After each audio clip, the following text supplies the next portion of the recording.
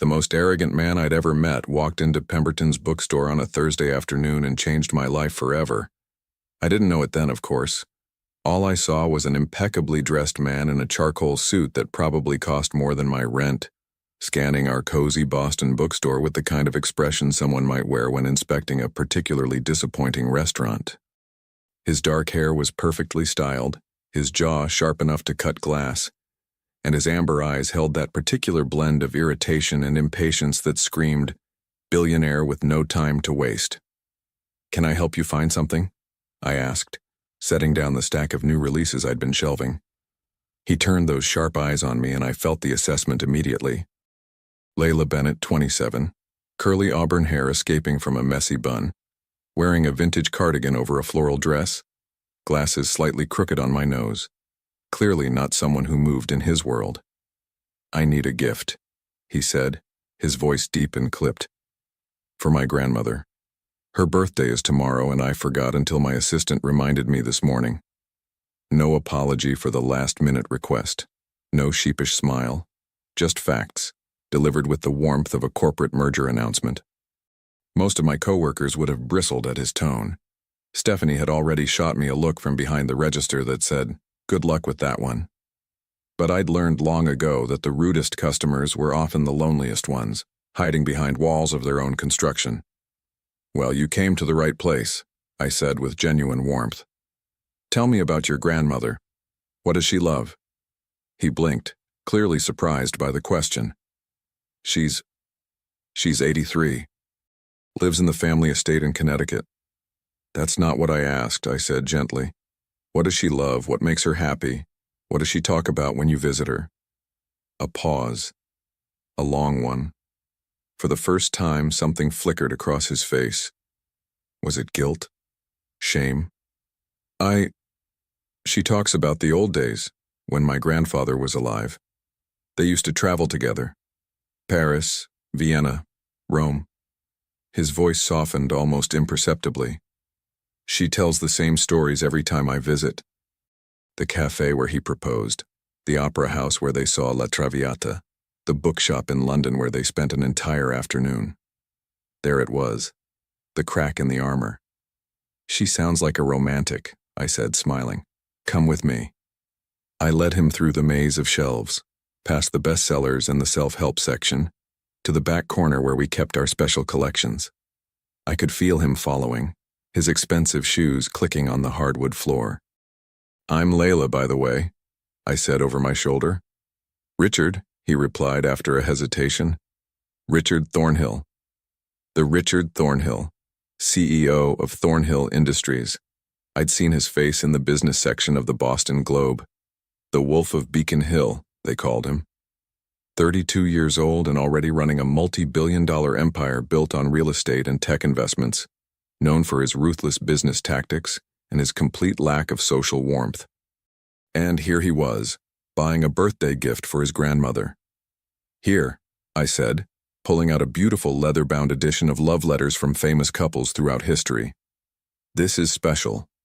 Letters from Elizabeth Barrett Browning to Robert Browning, from Frida Kahlo to Diego Rivera, from ordinary people who lived extraordinary loves.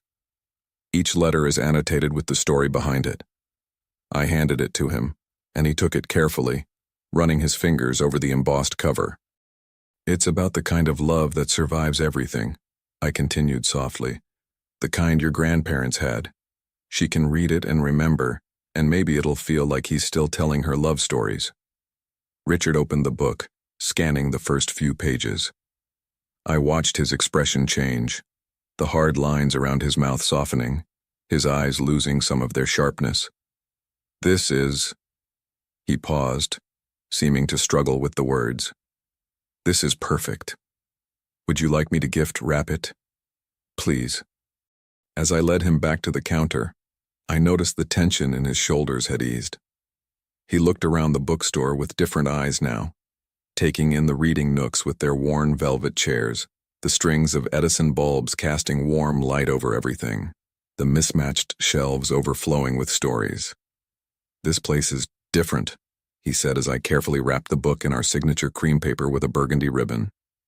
"Different good or different bad?" "Good," Surprisingly good. He watched my hands as I worked. You actually care about this. Books are my life, I said simply. Matching the right book to the right person, knowing it might change their day or their perspective or even their whole life. That's magic. You really believe that? I know it. I've seen it happen. He was quiet for a moment then. Do you have a card? Business card, I mean. I handed him one of our bookstore cards with my name scribbled on the back. In case your grandmother needs more magic, I asked, smiling. Something like that. He paid, didn't even flinch at the price, and took the wrapped book. But he didn't leave immediately. He stood there, the package in his hands, looking like he wanted to say something. Thank you, he finally said, and there was real gratitude in his voice. Not just for the book, for asking about her. No one usually asks. Everyone has a story worth asking about, Mr. Thornhill. Richard, he corrected. Just Richard. Okay, just Richard. That almost smile again. I'll be back. For another gift? Maybe. Or maybe I'll want a recommendation for myself. Do you read? I used to, before. He trailed off, then shook his head. I'll be back, Layla. And he was. 3 days later, Richard Thornhill walked back into Pemberton's bookstore, this time without the armor of arrogance. He looked tired, the kind of tired that sleep doesn't fix. How did she like it? I asked as soon as I saw him. His whole face transformed.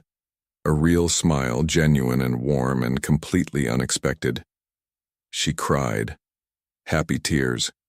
She held that book like it was made of gold and read me 3 of the letters out loud. He shook his head, wonder in his voice. She said it was the best gift anyone had given her in years. She asked who helped me choose it. And what did you say?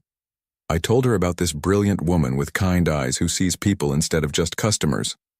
My cheeks flushed. That's really sweet. It's the truth. He looked around the empty store. It was early, just after opening. Do you have a few minutes? I'd like that recommendation for myself this time. Of course. What kind of stories do you like? He laughed, but it was a bitter sound. I don't know anymore. I spend my days reading contracts and financial reports and legal documents. I can't remember the last time I read something just because I wanted to. Then we'll start simple. I led him to the fiction section. Tell me something. Anything. What's weighing on your mind right now? The question clearly caught him off guard. He studied me for a long moment, those amber eyes searching for something. Why do you want to know? Because the right book depends on where you are in life. Someone going through heartbreak needs different stories than someone seeking adventure. So, where are you, Richard? He exhaled slowly, and I could see him making a decision. I'm getting married in 4 months, he said quietly. To a woman I barely know. Victoria Ashford Montgomery. It's arranged. A business merger disguised as a wedding. Our families have been planning it for 2 years. My heart squeezed. Do you love her? I don't even really like her, he admitted, and the honesty in his voice was devastating. She doesn't like me either. We're both just doing what's expected, what's required. My board of directors thinks it'll stabilize the company. Her father wants access to our international holdings. Everyone wins. Except you. Except me, he agreed. And except Victoria, I suppose, though she seems more comfortable with loveless practicality than I am. Then why do it? Because it's who I am. Richard Thornhill, CEO, heir to the Thornhill fortune, the man who always does what's expected. I've spent my entire life being groomed for this role. 32 years of board meetings and charity galas and strategic decisions. He ran a hand through his hair, messing up the perfect styling. I don't know how to be anything else. The vulnerability in his confession made my chest ache. Here was this powerful, wealthy man admitting he felt trapped in his own gilded cage. What if you could be something else? I asked softly. What if you could choose differently? I don't think I can. Not without destroying everything my family built. Not without disappointing everyone who depends on me. I looked at him for a long moment. This man who had everything and nothing at all. Come with me, I said. I led him to my favorite corner of the store, the one with the overstuffed armchair by the window where morning light pooled like honey. I pulled a slim volume from the shelf, a collection of short stories about people who made brave choices, who chose themselves over expectations, who found freedom in unexpected places. "Read this," I said, handing it to him. "Not because I think it'll solve everything, but because sometimes we need to read about people who chose differently to remember that choice exists at all." Richard took the book, his fingers brushing mine for just a second. "Thank you, Layla." "Anytime, Richard." He started to leave, then turned back. "Can I ask you something? It might sound strange." "Sure. Would it be okay if I came back? Not just for books, but to talk? You're the first person in years who's asked me what I actually want instead of telling me what I should do." My heart did something complicated in my chest. This was dangerous territory. He was engaged. He was from a completely different world. This couldn't go anywhere. But when I looked into his eyes, I saw something that made me throw caution aside. Hope. Desperate, fragile hope that maybe someone understood. "Yes," I said. "Come back any time. I'm always here." And so began the most dangerous friendship of my life. Richard came back the next day, and the day after that, and the day after that. At first, he'd arrive right at opening when the store was empty and quiet. He'd buy a book, sometimes reading the one I recommended, sometimes choosing his own from the shelves I'd pointed him toward. We'd talk for a few minutes, carefully casual conversations about literature and life. And then he'd leave with that thoughtful expression that made him look younger, less burdened. But by the second week, our conversations started lasting longer. He'd linger by the counter while I processed orders, asking my opinion on everything from classic novels to the best coffee shops in Boston. He'd sit in the armchair by the window, reading while I worked, occasionally glancing up to share a passage that struck him. "Listen to this," he said one morning, looking up from the short story collection I'd given him. She had spent so long being who everyone expected her to be. She'd forgotten who she actually was. God, that's exactly it. I set down the inventory list I was checking. "Hits close to home?" "Too close." He closed the book, keeping his finger between the pages. "I had dinner with Victoria last night. Her father was there and mine. They spent 2 hours discussing the wedding venue, the guest list, which senators to invite. Victoria and I barely spoke to each other." "Did you try?" I asked her what kind of flowers she liked. She said whatever the wedding planner recommended would be fine. He laughed without humor. "We're getting married in 4 months and I don't even know her favorite flower." "Do you want to know?" The question seemed to stun him. He looked at me with those amber eyes, confusion, and something else swimming in them. "I don't know," he said honestly. "Isn't that terrible? I don't know if I want to know my own fiancée." Before I could respond, the bell above the door chimed. A group of college students tumbled in, loud and laughing, looking for textbooks. I gave Richard an apologetic smile and went to help them. When I looked back 20 minutes later, he was gone. But there was a note tucked under the book he'd been reading, written on the back of what looked like a very important business document. "Thank you for listening. Thank you for not judging. Thank you for being real. R." I pressed the note between the pages of my own journal that night, telling myself it meant nothing. Telling myself I wasn't falling for an engaged man. Telling myself lies. The next morning, Saturday, was chaotic. Pemberton's always got busy on weekends, and I was running between customers, restocking shelves, and trying to help Stephanie manage the register line. I didn't expect to see Richard. He usually came during the quiet weekday mornings. So when I nearly crashed into him while carrying a stack of cookbooks, I let out a very undignified squeak. "Whoa!" His hand shot out to steady the books, and suddenly we were very close, his hands over mine, his expensive cologne mixing with the smell of old paper and coffee. "Careful." "Sorry, I didn't. Saturdays are crazy. I wasn't watching where—" I was babbling. Why was I babbling? "It's fine." He smiled, and it transformed his entire face. When did he start smiling so easily around me? Actually, I came to ask you something. Do you have a lunch break? My heart did a dangerous little flip. Yes. I usually take it at 1. Have lunch with me. There's a cafe 2 blocks over, Stella's. I know it. But Richard, I need to talk to someone who isn't part of my world. Please, Layla, just as friends. I'm going insane and you're the only person who seems to actually hear me. Just as friends. The words should have been reassuring. Instead, they felt like a boundary I desperately wanted to cross and knew I couldn't. Okay, I said. 1 o'clock. His smile could have lit up the entire store. Thank you. I'll meet you there.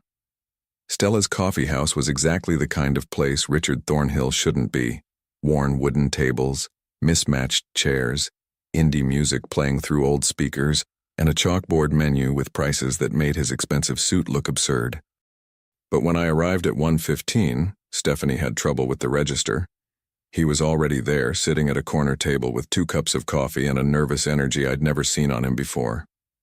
You came, he said, standing up like we were at some fancy restaurant instead of a bohemian cafe. Of course I came, though I only have 45 minutes. I'll take whatever time you can give me. We sat, and for a moment, neither of us spoke. He pushed one of the coffee cups toward me. Vanilla latte, right? I've noticed you always have one when you're working. The fact that he'd noticed made my chest warm. Thank you. So what did you want to talk about? He took a breath, and I could see him gathering courage. My grandmother asked about you again yesterday. She wants to meet you. She said anyone who could help me choose such a perfect gift must be someone special. He paused. And Victoria found out I've been going to a bookstore. She made a joke about it being my midlife crisis. She's 29. Ouch. Yeah. He stirred his coffee absently. The thing is, I don't think she meant it cruelly. I think she genuinely doesn't understand why anyone would spend time in a bookstore. We're from the same world, shaped by the same expectations, but we're completely different people underneath. Have you told her you're having doubts? How can I? Our families have already sent out save the dates. The venue is booked. Her dress is being custom-made in Paris. My mother has planned everything down to the color of the napkins. He looked at me, and there was such anguish in his eyes. Everyone is so excited. My father keeps saying this marriage will complete my transformation into a proper Thornhill. How do I tell them I feel like I'm about to sign away my soul? I reached across the table instinctively, covering his hand with mine. Richard, you can't marry someone you don't love just because it's expected. That's not a business deal, that's your life, your actual life. But what if this is all I'm meant for? What if I'm not built for love and passion and all those things people write books about? What if I'm just this? He gestured at himself. A corporate machine who's good at making money and disappointing everyone when he tries to be human? Stop. My voice came out fiercer than I intended. You are not a machine. You're someone who buys books for his grandmother and notices what kind of coffee people drink and reads passages out loud because they move you. You're someone who's brave enough to question everything you've been taught. That's not a machine, Richard. That's a person waking up. He turned his hand over, lacing his fingers through mine, and the touch sent electricity through my entire body. What am I supposed to do, Layla? Tell me what to do. I can't tell you that, but I can tell you that you deserve to be happy. Actually happy. Not comfortable or appropriate or strategic. Happy. We sat there, hands intertwined across a cafe table, both of us knowing we were crossing lines that shouldn't be crossed. He was engaged. I was just a bookstore clerk. This couldn't happen. But the way he looked at me, like I was oxygen and he'd been drowning, that was very real. I should get back, I finally whispered, though I didn't move. I know. He didn't move either. Richard, 1 more minute, please. Just 1 more minute where I get to hold your hand and pretend I'm someone who gets to choose. So I gave him that minute. And then another. And another. When I finally walked back to Pemberton's, my hand still tingling from his touch, I knew with absolute certainty that I was in trouble. The kind of trouble that breaks hearts and changes everything. Because I was falling in love with Richard Thornhill. And in 3.5 months he was going to marry someone else. I tried to stay away, I really did. For 3 whole days after our coffee shop encounter, I told myself that what I was feeling was just infatuation, a harmless crush on an unattainable man. I threw myself into work, reorganizing the entire poetry section, volunteering for extra shifts, anything to keep my mind occupied. It didn't work. Every time the bell chimed, my heart leaped, hoping it was him. Every dark-haired man in a suit made me look twice. I found myself rereading the note he'd left, tracing the hurried scrawl of his handwriting with my finger like a lovesick teenager. "You're being ridiculous," I told my reflection in the bathroom mirror on Wednesday morning. "He's engaged, he's a billionaire, he's completely wrong for you in every possible way." My reflection didn't argue, but she didn't look convinced either. Richard finally appeared on Wednesday afternoon, and he wasn't alone. The woman who walked into Pemberton's beside him was everything I wasn't: elegant, poised, with silver hair styled in a sophisticated bob and pearls at her throat. She wore a lavender cashmere coat that probably cost more than my car, but her eyes were warm and curious as they swept across the bookstore. "There she is," the woman exclaimed, and I realized with a jolt that she was talking about me. "Richard, darling, introduce us properly." Richard looked simultaneously nervous and amused. "Layla, this is my grandmother, Eleanor Thornhill. Grandmother, this is Layla Bennett." Eleanor swept forward and took both my hands in hers, squeezing gently. "The famous Layla, the woman with the kind eyes who sees people instead of just customers. I've been dying to meet you." It's wonderful to meet you, Mrs. Thornhill," I managed, completely overwhelmed. "Did you enjoy the book?" "Enjoy it?" "My dear, I've read it cover to cover twice." I cried, I laughed, I remembered what it felt like to be young and madly in love. Her eyes sparkled with mischief. "It was the best gift I've received in decades, and I told Richard he must bring me here so I could thank you personally." "That's very kind of you, but really I was just doing my job." "Nonsense." Eleanor waved away my protest. "Matching my taciturn grandson with the perfect gift for a sentimental old woman? That takes insight, dear. Empathy. Richard told me you spent time asking about me, about what I loved. No one does that anymore." I glanced at Richard, who was watching us with an expression I couldn't quite read. Pride? Relief? Something softer? "Your grandmother is easy to shop for," I said to him. "She appreciates love stories. Unlike some people in this family," Eleanor said pointedly, looking at Richard. "Speaking of which, have you shown Layla your purchase yet?" "Grandmother?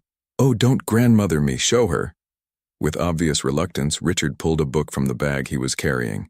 It was a well-worn paperback, the kind that had been read and reread, with cracked spine and dog-eared pages. 100 Years of Solitude by Gabriel Garcia Marquez. "It was my grandfather's favorite," Richard said quietly. "Grandmother gave it to me yesterday. She said if I'm going to keep visiting bookstores, I should read something that matters." Eleanor patted his arm affectionately. "What I actually said was that if he's going to get married without love, he should at least understand what he's giving up. This book is about many things, but at its heart, it's about the consequences of denying what we truly feel." The air in the bookstore suddenly felt very thin. I could see the muscle working in Richard's jaw, the way his fingers tightened on the book. "Well," I said, trying to lighten the moment, "it's a masterpiece. Magical realism at its finest. Though I warn you, it's not a light read." "Nothing worth reading ever is," Eleanor said sagely.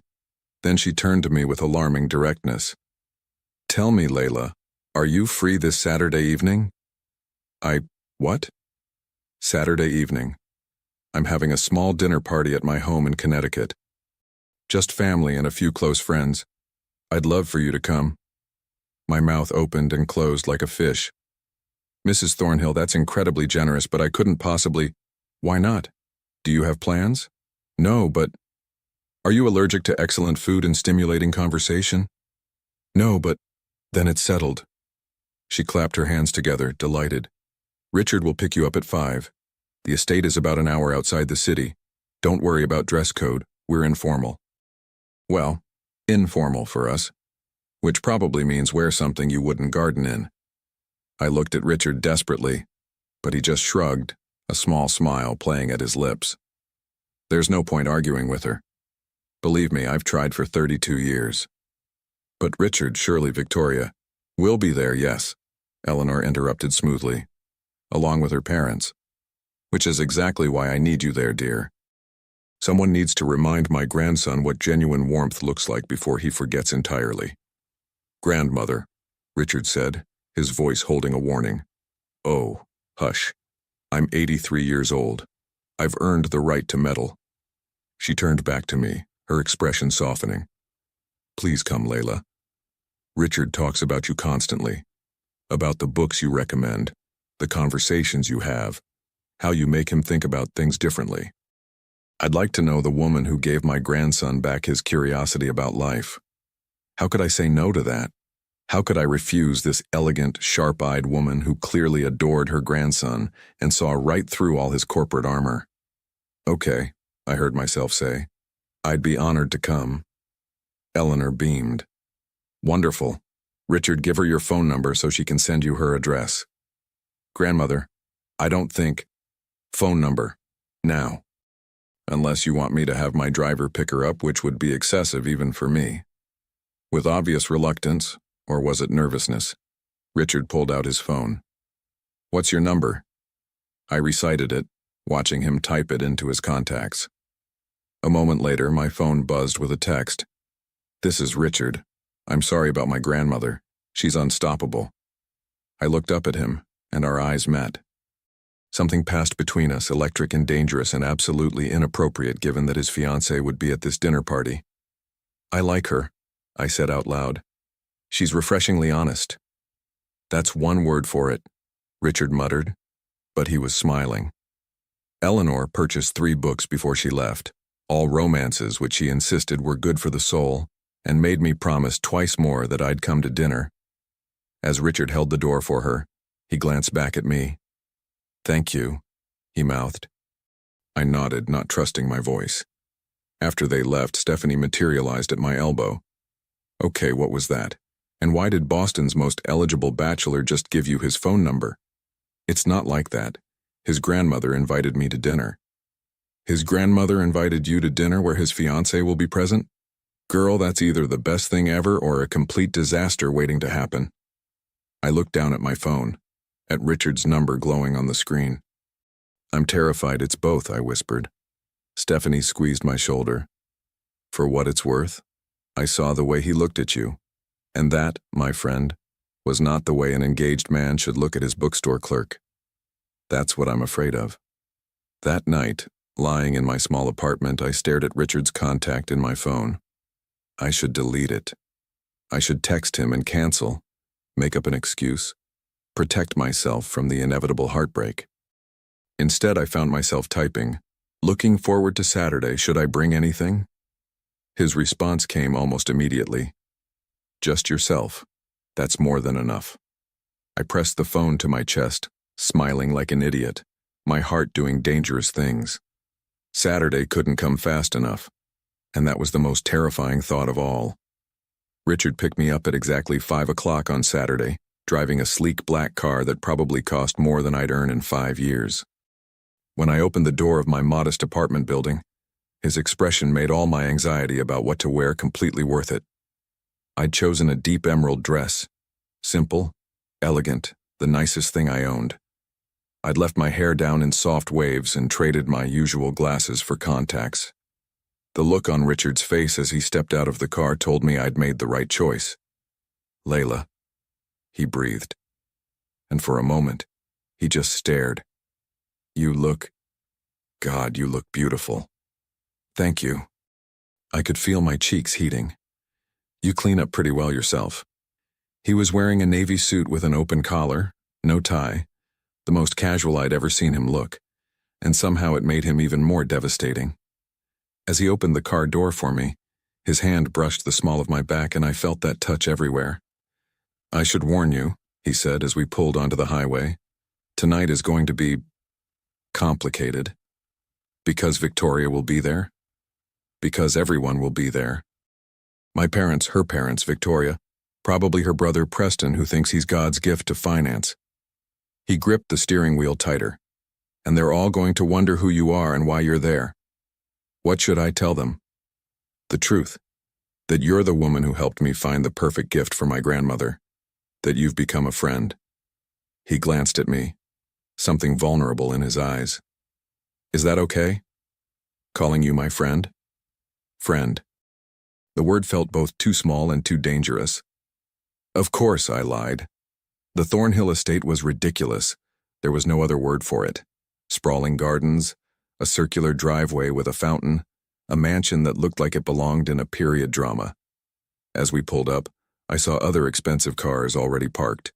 A Bentley, a Mercedes, something sleek and Italian I couldn't identify.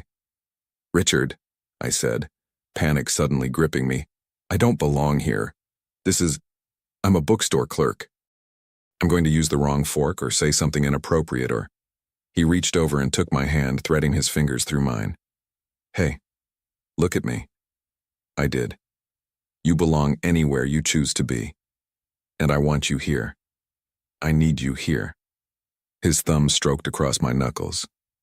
My grandmother adores you, and honestly, you're probably the most real person who will be in that house tonight.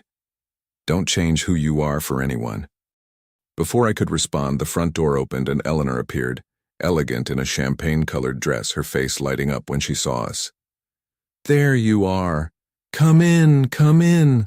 Layla, darling, you look absolutely stunning. The inside of the house was even more overwhelming than the outside. Crystal chandeliers, marble floors, artwork that probably belonged in museums. But Eleanor swept me through it all with warm chatter. Her arm linked through mine, making me feel welcome despite my racing heart. Everyone's in the sitting room, she said. Fair warning, dear. Alexander and Penelope Ashford Montgomery can be rather intense. Just smile and remember that money doesn't buy manners. The sitting room was enormous, with floor-to-ceiling windows overlooking the gardens. About a dozen people mingled with champagne glasses, all of them dripping with wealth and pedigree. And there, in the center of it all, was Victoria.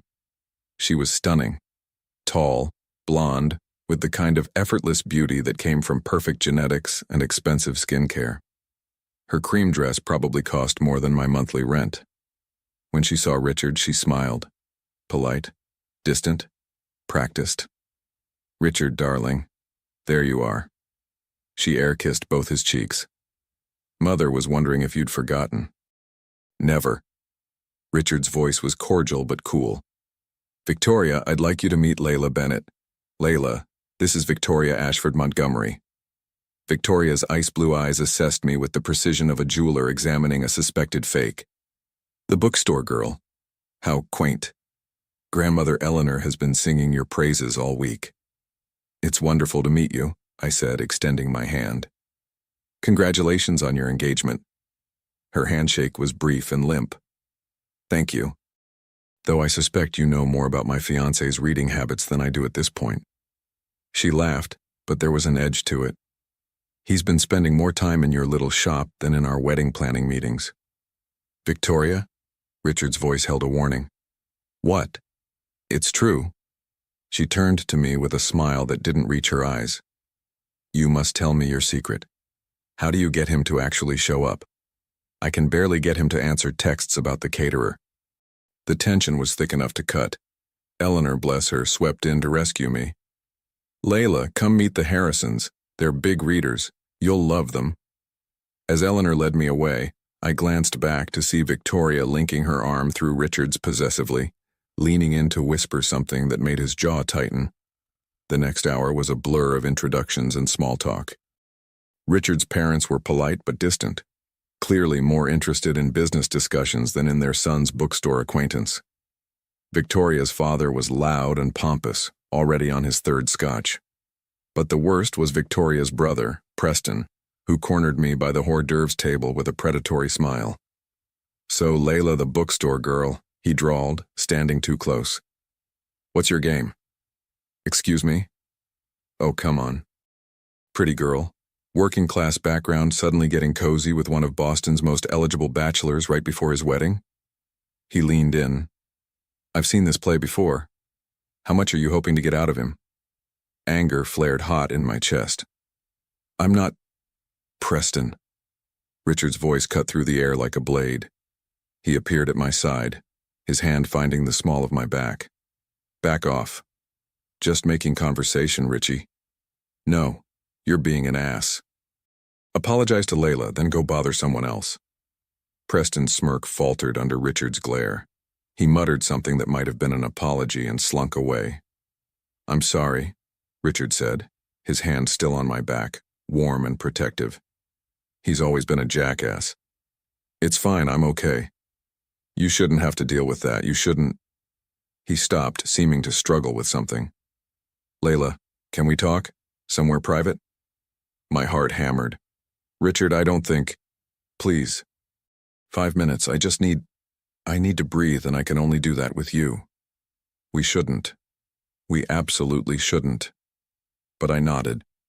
He led me through the house, past the gathering, up a grand staircase, and into what looked like a library.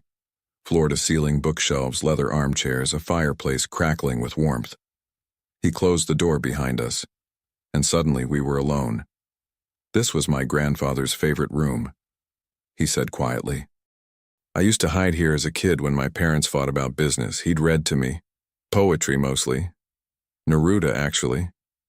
The poet you said was a waste of time? He laughed, running a hand through his hair. I lied. I love Neruda. I love poetry. I love books and art and all the things I'm supposed to think are impractical. He turned to face me fully. I lied about a lot of things, Layla. To myself, mostly. But I can't anymore. Not after meeting you. Richard, I'm in love with you. The words hung in the air between us, terrifying and beautiful and completely impossible. You can't say that, I whispered. You're engaged. You're getting married in 3 months. I know, God, I know. He moved closer, and I could see the anguish in his eyes. But it's the truth. I'm in love with you. I think I started falling that first day when you asked me about my grandmother, instead of treating me like a transaction. And every conversation, every smile, every moment with you just made it worse. Richard, we can't. I know we can't. That's what makes this so unbearable. He reached out, cupping my face with both hands. But I needed you to know. I needed to say it out loud at least once. I love you, Layla Bennett. Tears burned in my eyes. I love you too. His breath caught. What? I love you too. I tried not to. I tried so hard not to. But I do. For one perfect, terrible moment, we just stood there, faces inches apart. His hands cradling my face, my heart breaking and soaring at the same time. Then the library door flew open. Victoria stood in the doorway, her face pale with shock and fury. Behind her, I could see Richard's mother and several dinner guests all staring at us in horror. Well, Victoria said, her voice shaking with rage. I guess now I know why you've been avoiding wedding planning. The world shattered around us. The silence that followed Victoria's words was deafening. Richard's hands dropped from my face, but he didn't step away. Instead, he turned to face Victoria and the small crowd gathering behind her, his spine straightening, his expression shifting into something I'd never seen before, defiant resolution. Victoria, he said quietly, I'm sorry you had to find out this way. Sorry? Her laugh was brittle, dangerous. You're sorry? Richard, there are 30 people downstairs waiting for dinner. Our parents, our friends, half of Boston's social elite. And you're up here in the dark with her, telling her you love her. Yes. His voice was steady, even as I felt myself trembling. Because it's the truth. Victoria's mother, Penelope, pushed forward, her face flushed with anger and champagne. This is unconscionable. Alexander, do you see what he's done 3 months before the wedding? Richard's father, a silver-haired man with his son's sharp features but none of his warmth, stepped into the doorway. Richard, my office. Now. No. The single word seemed to shock everyone, including me. I'm not having this conversation in your office like a child being disciplined, Richard continued.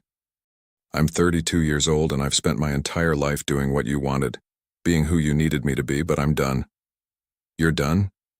His father's voice was ice. Do you have any idea what you're throwing away? The merger with Ashford Montgomery Industries, the expansion into European markets, everything we've worked toward for 3 years.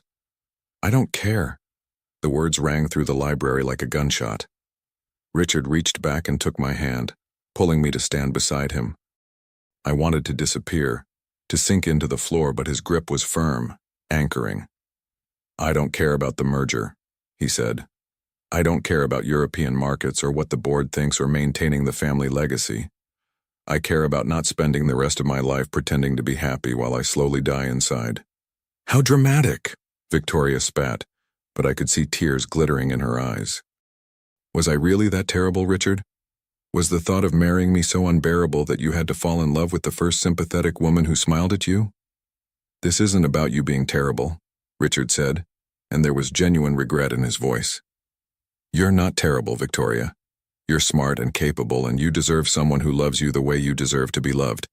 But that person isn't me, and I think, if you're honest with yourself, you don't love me either. Victoria's facade cracked slightly. That's not the point. We had an agreement. Our families had an agreement. An agreement to what? Be miserable together for the sake of stock prices? He shook his head. I can't do it. I won't do it. Richard, his mother spoke for the first time, her voice quavering. Please think about what you're saying. The humiliation, the scandal. I have thought about it. I've thought about nothing else for weeks. He squeezed my hand. And I'd rather face scandal and disappointment than spend one more day lying to myself and everyone else. Eleanor appeared in the doorway then, pushing through the crowd with surprising force for an 83-year-old woman. Her eyes swept across the scene, taking everything in before settling on her grandson with a look of fierce pride.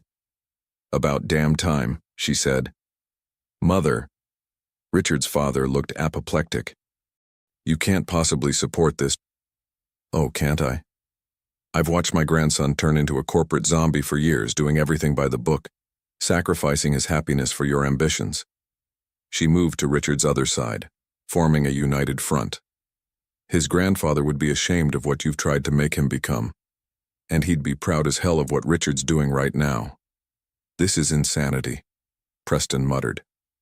All this for some bookstore clerk. Say one more word about her.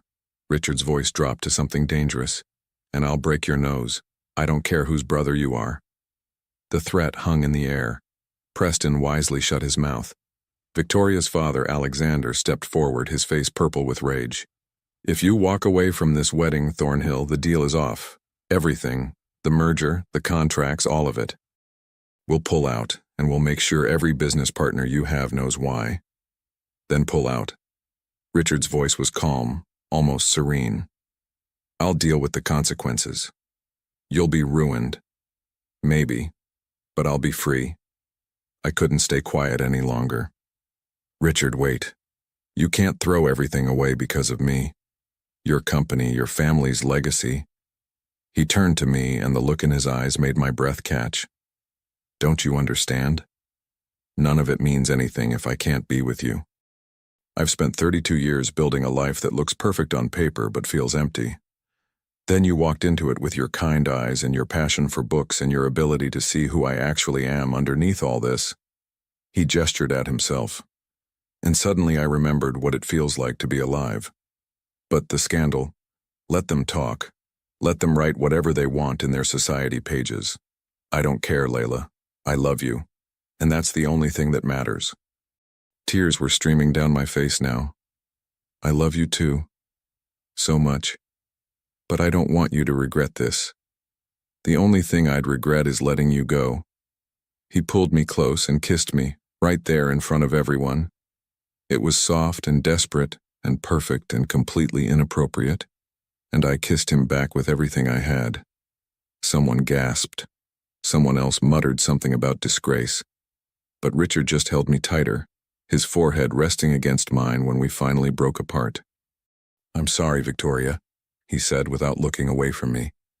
Truly, you deserve better than this, better than me. You're right, Victoria said, and her voice was different now, not angry, but tired, resigned. I do deserve better. Better than a man who was never really mine to begin with. She paused. For what it's worth, Richard, I hope she's worth it. She is, he said immediately. She's worth everything. Victoria nodded once, then turned and walked away, her heels clicking on the marble floor. Her parents followed, her father still muttering threats about lawsuits and ruined reputations. The crowd dispersed slowly, some looking scandalized, others curious, a few, surprisingly, wearing small smiles. Richard's parents left without a word, his father's face carved from stone, his mother dabbing at her eyes with a handkerchief. Finally, only Eleanor remained. Well, she said, a satisfied smile on her face. That was more entertaining than I expected, though I had hoped you'd make it through dinner before blowing up your life. Grandmother. Oh, hush, I'm proud of you. She looked at me. And you, dear girl, are going to need to be very strong. The next few weeks will be difficult. The press, the gossip, the judgment. Are you ready for that? I looked at Richard, at this man who had just sacrificed everything for me, who was looking at me like I was his entire world. For him, I said, I'm ready for anything. Eleanor beamed. Good answer. Now I believe we still have a roast in the oven, and I'm not letting perfectly good food go to waste. You two will stay for dinner. Grandmother, I don't think... I'm not asking, Richard. You just caused the scandal of the season in my sitting room. The least you can do is eat my pot roast. And somehow, impossibly, we laughed. Later, sitting at Eleanor's dining room table, just the three of us now, the mansion empty of angry guests, Richard held my hand under the table and smiled at me with such pure happiness that my heart ached with it. What happens now? I whispered. Now? He raised my hand to his lips, kissing my knuckles. Now we figure it out together. No more pretending. No more hiding. Just us. Just us, I echoed. Eleanor raised her wine glass. To brave choices and real love. And to my grandson finally finding his spine. We clinked glasses, and for the first time in weeks, the future felt uncertain but full of possibility. The storm was coming, but we'd face it together. The headlines hit Monday morning like a tsunami. Thornhill heir abandons society. Wedding for bookstore romance. Billionaire scandal. CEO dumps fiancé for working-class lover. The wedding that wasn't. Inside Richard Thornhill's shocking betrayal. I stared at my phone in horror as Stephanie shoved the newspaper across the counter at Pemberton's. There, on page 3 of the Boston Globe's Society section, was a photo someone had taken at the dinner party. Richard and me in the library doorway, his hands on my face, the moment frozen before the kiss that changed everything. You're famous, Stephanie said, her voice somewhere between awe and concern. Or infamous. I can't decide which. My phone had been ringing nonstop since 6 a.m. Unknown numbers, reporters asking for comments, even a producer from a morning talk show wanting me to tell my side of the story. I'd turned it to silent after the 15th call. This is a nightmare, I whispered. The bell above the door chimed, and 3 women walked in. Well-dressed, clearly from Beacon Hill, their eyes immediately finding me. They didn't even pretend to browse. They just stared, whispering behind their hands. Maybe you should take the day off, Stephanie suggested gently. No. I straightened my spine. I'm not hiding. I didn't do anything wrong. But even as I said it, doubt crept in. Had I done something wrong? Richard had been engaged. Yes, he didn't love Victoria. Yes, it was arranged, but he'd made a commitment. And I'd fallen for him anyway. Was I the villain in this story? My phone buzzed. Richard, don't read the articles. I'm coming to see you. Me, you shouldn't. There are reporters outside. Richard, I don't care. I'm not hiding either. 20 minutes later, he walked through the door of Pemberton's and chaos erupted.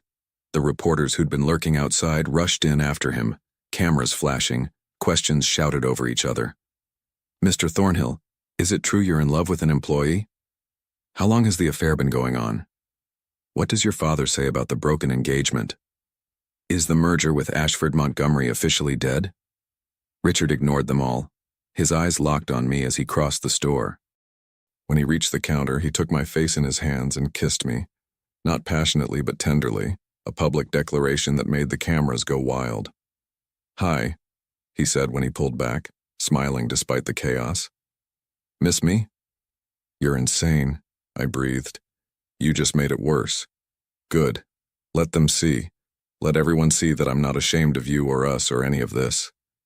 He kept one arm around my waist, turning to face the reporters. "I'll give you one statement and then you need to leave this store and stop harassing these people. Understood?" The reporters fell silent, microphones extended. I ended my engagement to Victoria Ashford Montgomery because we didn't love each other. It was an arranged marriage for business purposes and we both knew it. Falling in love with Layla Bennett made me realize I couldn't go through with a loveless marriage, no matter the consequences. His voice was steady, confident. "I don't regret my choice. I won't apologize for choosing love over convenience, and I'm asking all of you to respect Layla's privacy. She's not a public figure. She's a woman who did nothing wrong except be kind to a stranger. Now please leave." "What about the business implications?" "My company will survive. If some partners choose to pull out because of my personal life, that's their prerogative. I'll deal with it." "Your father said you've thrown away the family legacy." "My father and I have different definitions of legacy. Now I said leave." There was authority in his voice, the CEO coming through. Reluctantly, the reporters began filing out, though cameras kept flashing through the windows. When the store finally cleared, Stephanie let out a long whistle. "Well, that was something." Richard turned to me, his confidence faltering slightly. "I'm sorry. I shouldn't have come here, brought all this attention." "Stop." I took his hand. "You stood up for us. For me. Do you know how that feels?" "How does it feel?"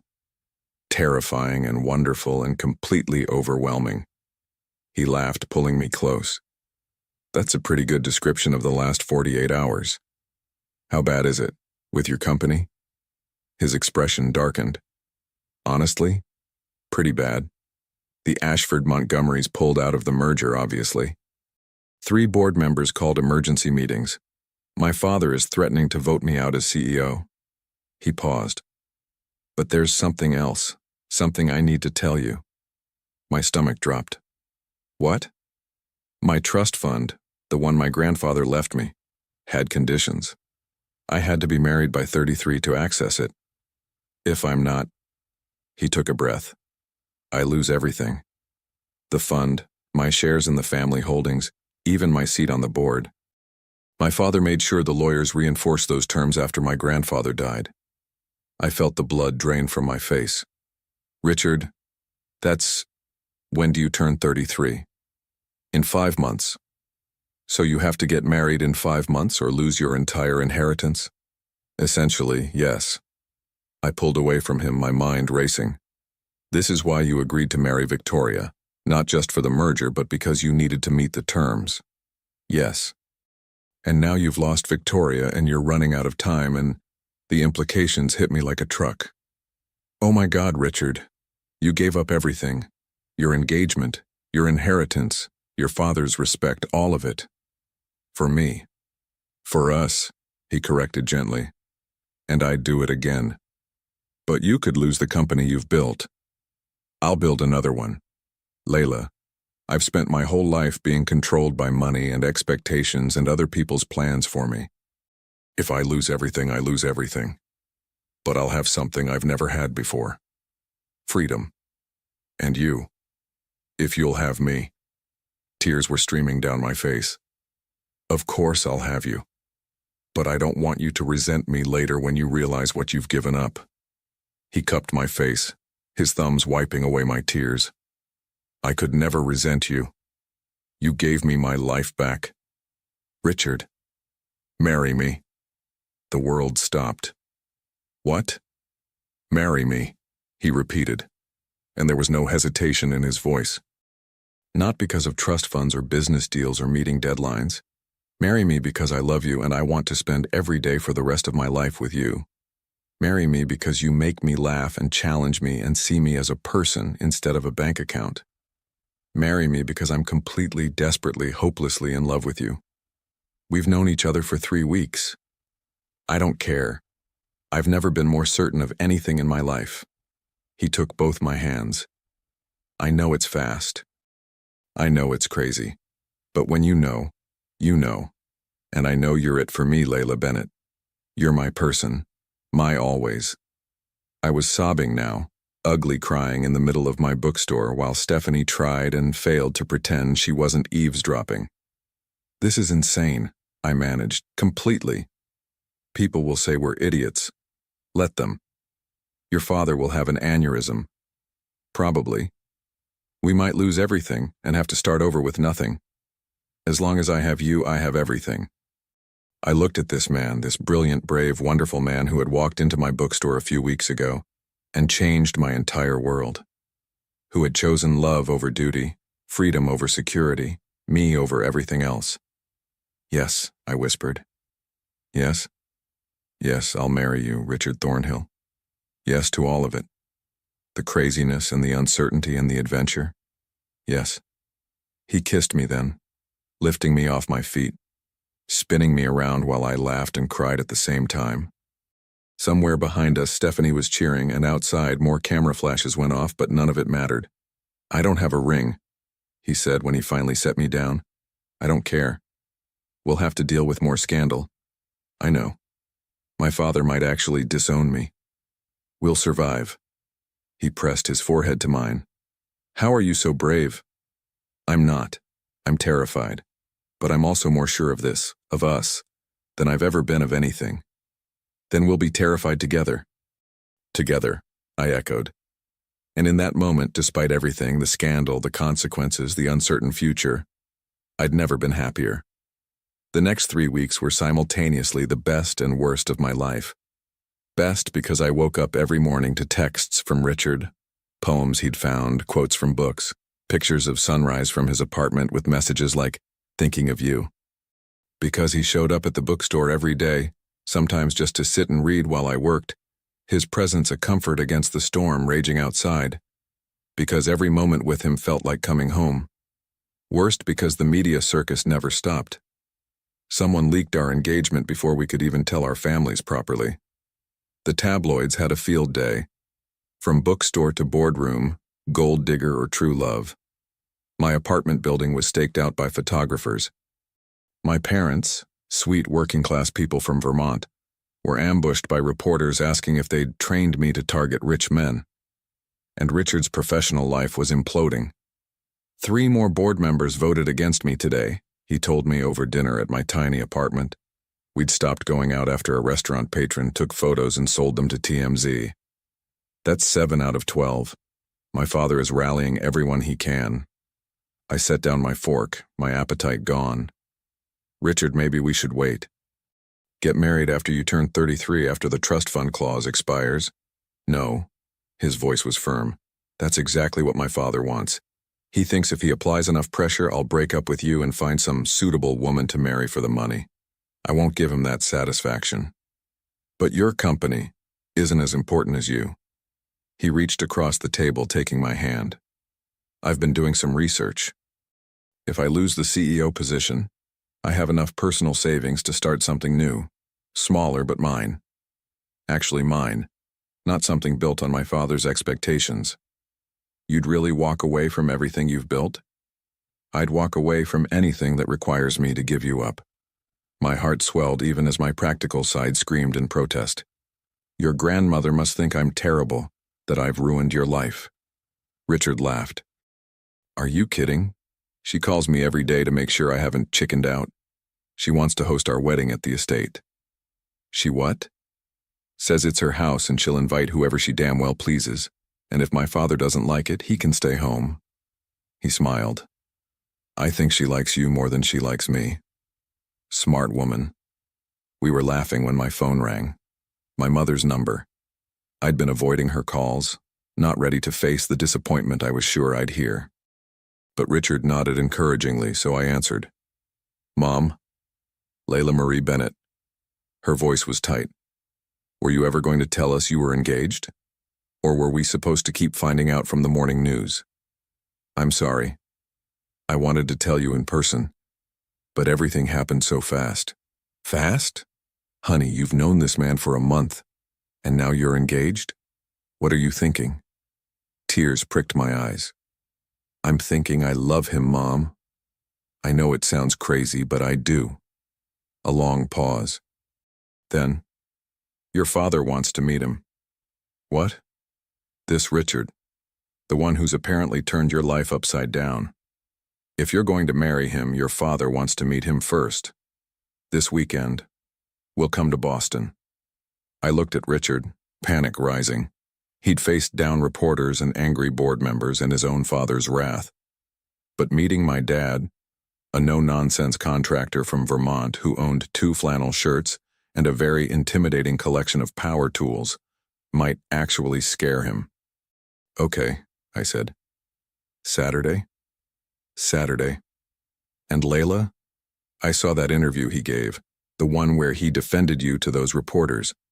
Any man who stands up for my daughter like that deserves a chance. After I hung up, Richard raised an eyebrow. Your father wants to meet me? Terrified yet? Absolutely.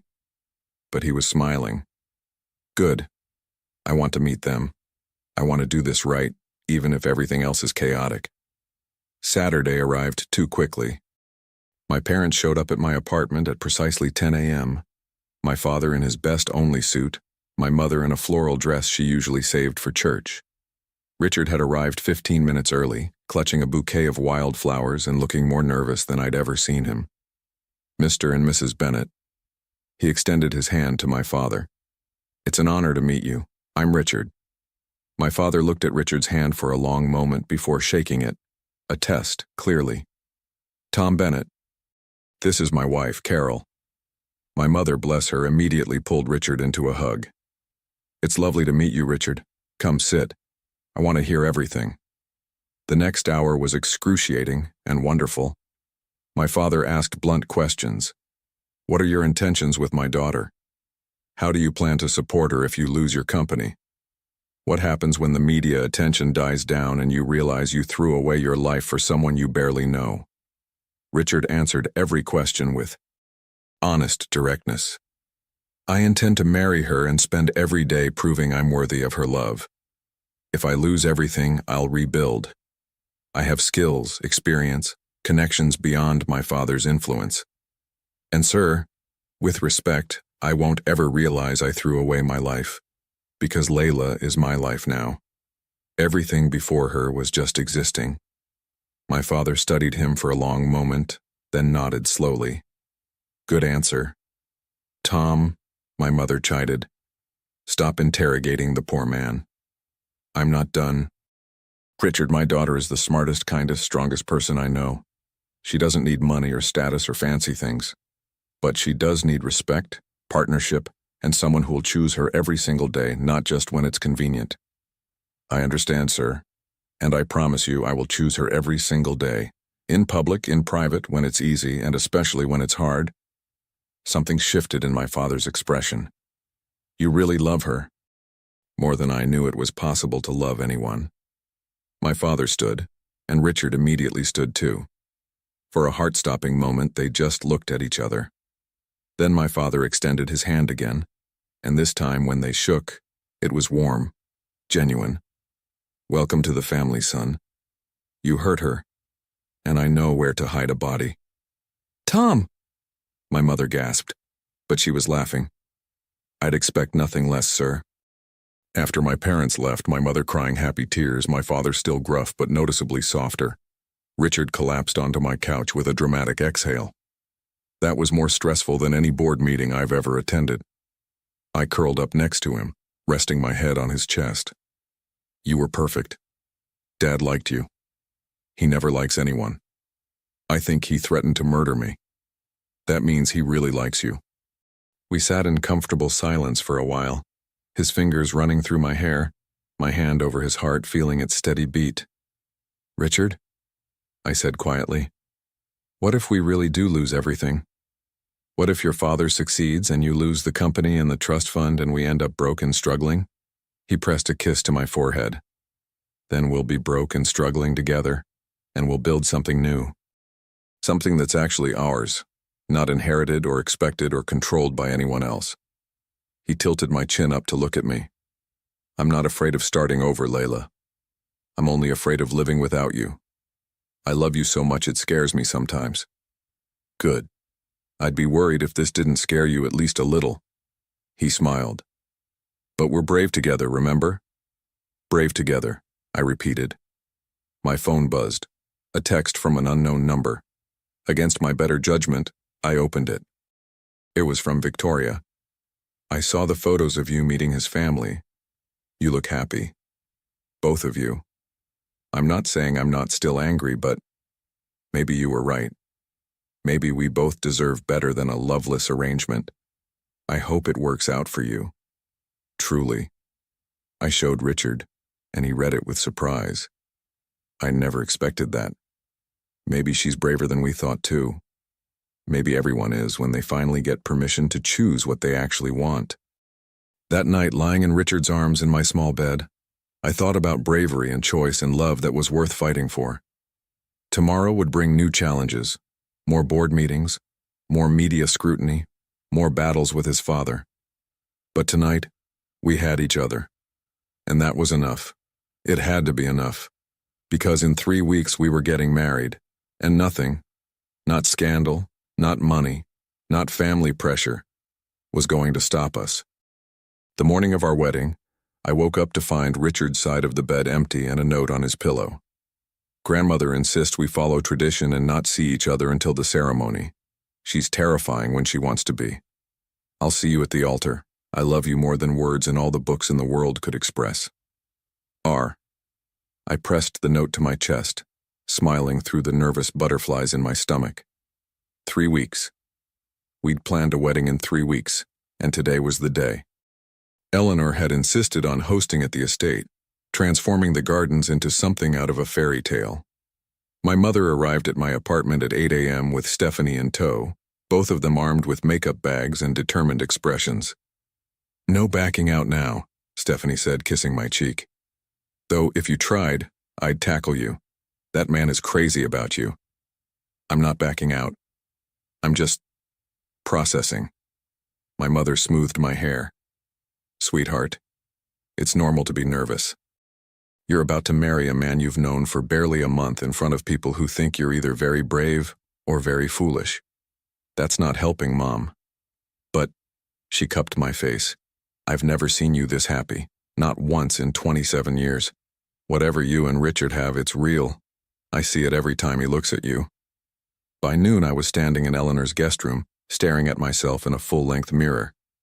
The dress was simple, ivory lace with long sleeves, vintage-inspired, found at a small boutique in Cambridge. Nothing like the designer gown Victoria would have worn, but it was perfectly me. "You look beautiful," Eleanor said from the doorway. She was stunning in a champagne dress, pearls at her throat, her eyes suspiciously bright. Like a woman who knows exactly what she wants and isn't afraid to claim it. "I'm terrified," I admitted. "Good. The best decisions always are." She came closer, pressing a small velvet box into my hands. This was my grandmother's. She wore it on her wedding day, and I wore it on mine. I'd be honored if you wore it on yours. I opened the box to find a delicate pearl bracelet, antique and beautiful. "Eleanor, I can't—" "You can and you will. You're about to become a Thornhill, dear. You might as well start enjoying the few good parts of this family's legacy." She fastened it around my wrist. "There. Something old." Stephanie provided something new, pearl earrings she'd bought specifically for today. My mother's blue handkerchief became my something blue, and something borrowed was my grandmother's well-worn copy of Pride and Prejudice, tucked into my bouquet of wildflowers. "Ready?" my father asked, appearing in a suit that actually fit him properly. Richard had insisted on taking him to his tailor, a gesture that had won my father over completely. As I'll ever be. The ceremony was set in Eleanor's garden, where roses bloomed in impossible abundance and string lights were already twinkling in the late afternoon sun. There were only 30 guests. My parents, Stephanie, a handful of Richard's friends who'd stood by him despite the scandal, and notably Eleanor's entire book club, who'd apparently adopted me as their collective granddaughter. Richard's father wasn't there. Neither was his mother. The absence was a wound I could see in Richard's eyes when I'd asked about them, but he'd simply said, "Their choice. I've made mine." As I stood at the garden entrance, my father's arm linked through mine, I could see Richard at the altar, and my breath caught. He was in a navy suit, his hair slightly mussed by the breeze, and when he saw me, his expression transformed into such pure joy that I forgot to be nervous. "That's the look of a man in love," my father murmured. "You ready to go claim your happiness, sweetheart?" Yes. The walk down the aisle felt like a dream. Stephanie was crying. Eleanor was beaming. And Richard looked at me like I was every answer to every question he'd ever asked. When I reached him, he took my hands and I could feel him trembling. "Hi," I whispered. "Hi," he whispered back. "You're the most beautiful thing I've ever seen. You're not so bad yourself." The officiant, a kind-faced woman Eleanor knew from her charity work, began the ceremony, but I barely heard the words. I was too focused on Richard, on the way he looked at me, on the life we were about to start together. "Richard and Layla have chosen to write their own vows," the officiant said. Richard cleared his throat, his voice thick with emotion. "Layla, a month ago I walked into a bookstore looking for a gift for my grandmother, and I walked out having found everything I'd been missing my entire life. You saw me, really saw me, not as a CEO or an heir or a transaction, but as a person. You asked me what I wanted and no one had asked me that in years." He squeezed my hands. "I promised to spend every day choosing you, to be brave with you, to build dreams with you, to read poetry with you, and to never ever take for granted the gift of your love. You gave me my life back, Layla Bennett. Now I'm giving you my heart, forever." I was crying, of course. Ugly crying, and I didn't care. "Richard," I managed, "you walked into my bookstore like you owned the world, and I thought you were just another arrogant, rich guy. But then you asked me about books and you listened when I talked and you made me believe that love stories aren't just something we read about. They're something we can live." I took a shaky breath. "I promise to be your safe place when the world gets too loud. To remind you who you are when you forget. To build a life with you that's messy and real and completely ours. You chose love over everything, and I choose you, now and always. I now pronounce you husband and wife," the officiant said, smiling. "Richard, you may kiss your bride." He pulled me close, and this kiss was different from all the others. It was a promise, a beginning, a declaration. When we broke apart, the small gathering erupted in applause and Richard pressed his forehead to mine. "Mrs. Thornhill," he murmured, "that's going to take some getting used to. We have forever to practice." The reception was perfect in its simplicity. No elaborate catering, just Eleanor's cook making her famous pot roast and apple pie. No fancy band, just a playlist of songs Richard and I loved. No choreographed first dance, just us swaying in the garden while fairy lights twinkled overhead. "I have news," Richard said as we danced. "I didn't want to tell you before the ceremony in case it affected your decision." My heart stuttered. "What kind of news?" "The board voted this morning. Final decision." He paused, and I prepared myself for the worst. "They voted 7-5 to remove me as CEO. "Oh, Richard. Wait. Let me finish. They voted me out. But 3 of those board members, the ones who voted for me, offered to back a new venture. A startup focused on sustainable real estate development, something I've wanted to do for years but couldn't because of my father's priorities." His eyes were bright. "We'll have to start small. I'll have to rebuild my reputation. But it's mine, Layla. Actually mine. What about the trust fund? Gone. My 33rd birthday is in 4 months and I won't meet the conditions." He spun me gently. "But I don't need it. I have enough saved to get us started, And I have something better than inherited money. I have freedom and you. So we're really doing this? Starting over? We're really doing this. He kissed me softly. Scared? Terrified? But brave. Brave together. As the sun set over Eleanor's garden, painting everything in shades of gold and rose, I looked around at our tiny wedding party. Stephanie was dancing with one of Richard's friends. My parents were deep in conversation with Eleanor, all of them laughing. This wasn't the society wedding Richard was supposed to have.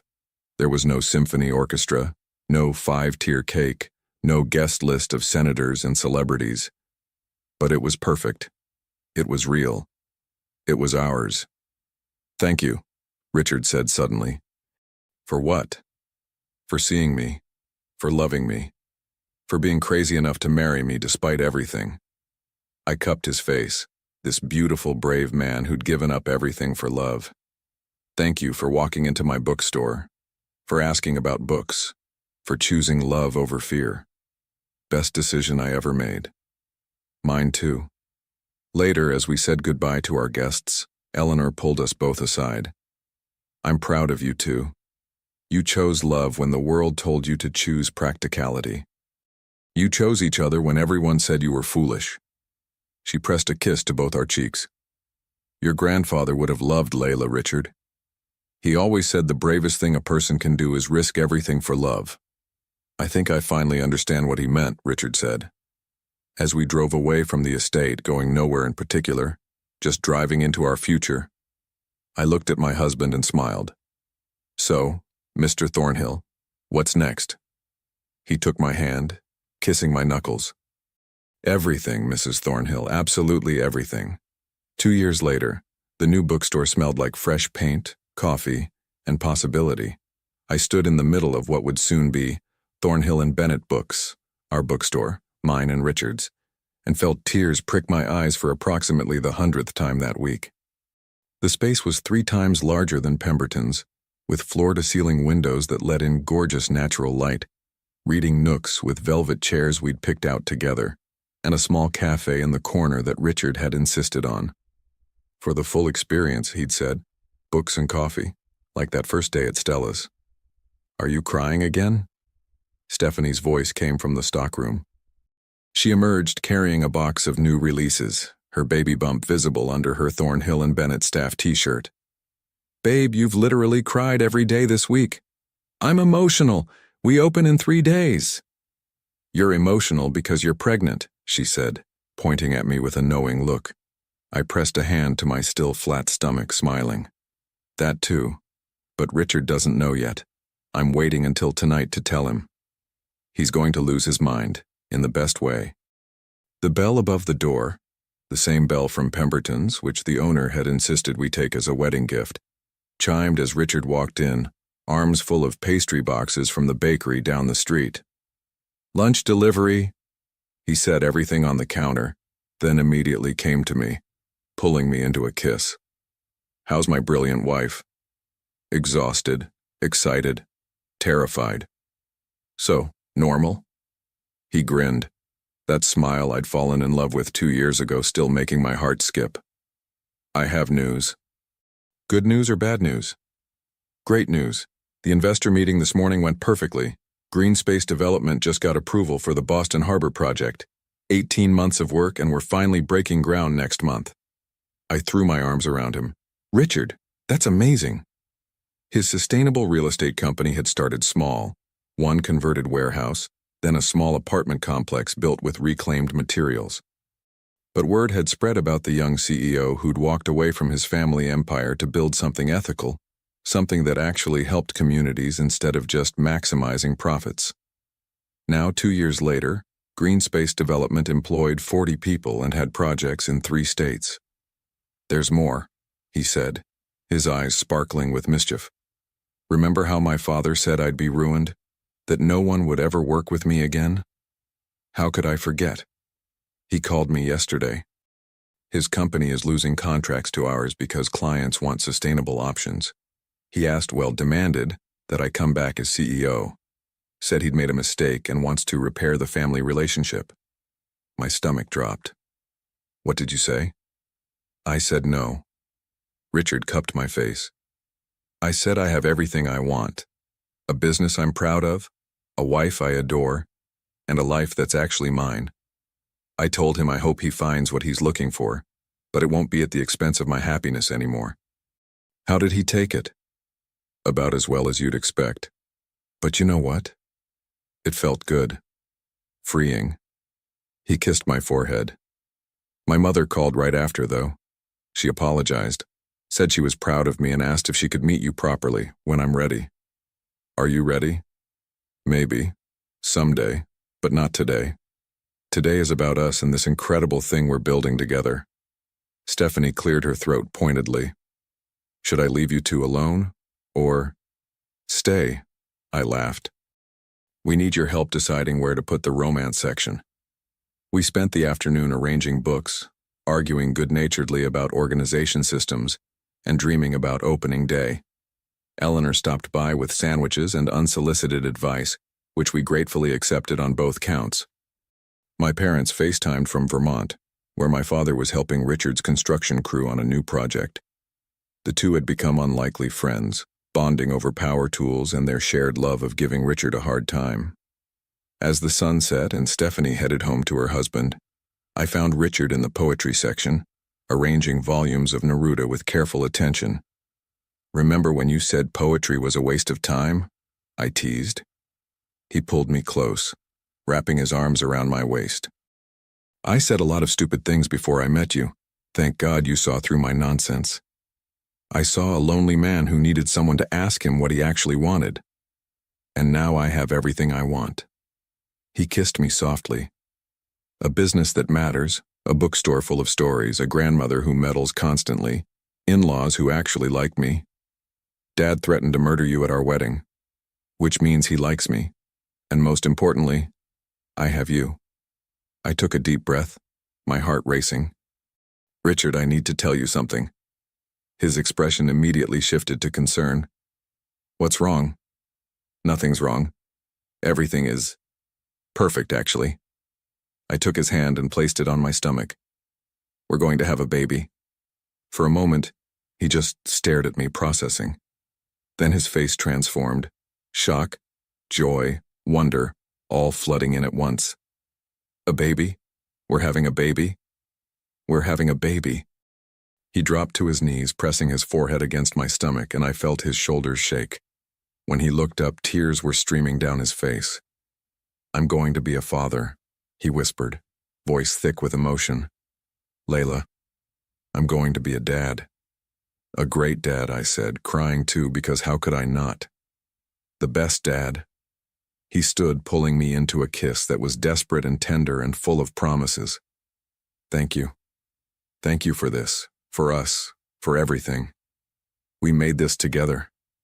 This life, this love, this family. I can't believe I almost missed all of this, he said, holding me close. If I'd married Victoria, if I'd stayed in that life. But you didn't. You chose differently. I chose you. Best decision I ever made. We stood there in our bookstore, surrounded by thousands of stories, about to start the greatest chapter of our own. Outside, Boston hummed with evening traffic and city lights. Somewhere, Richard's father was probably still angry, still plotting, still clinging to control. Somewhere, Victoria was living her own life. We'd heard through Eleanor that she'd started dating a museum curator and seemed genuinely happy. But here, in this space we'd built from nothing but love and determination, we had everything that mattered. What do you think? Richard asked, his hand still resting on my stomach. Boy or girl? Does it matter? Not even a little bit. He smiled. As long as they inherit your kindness and your love of books, and your courage and your heart. Deal. He kissed me again. I love you, Layla Thornhill. More than all the words in all the books in this store could ever express. I love you too. Always. 3 days later, Thornhill and Bennett Books opened its doors. The line wrapped around the block, partly from genuine book lovers, partly from the curious who'd followed our story in the news, partly from Eleanor's book club who'd clearly brought everyone they'd ever met. Richard stood beside me as we cut the ribbon, his hand firm in mine, both of us grinning like idiots. "Ready for this adventure?" he asked. I looked at him. My husband, my partner, my best friend, the father of my child, the man who'd chosen love over everything, and smiled. "With you, I'm ready for anything." And as customers flooded into our bookstore, eager for stories and connection and that magic that only happens between pages, I knew with absolute certainty that we'd found our happy ending. No, not an ending. A beginning. The best one yet. The end.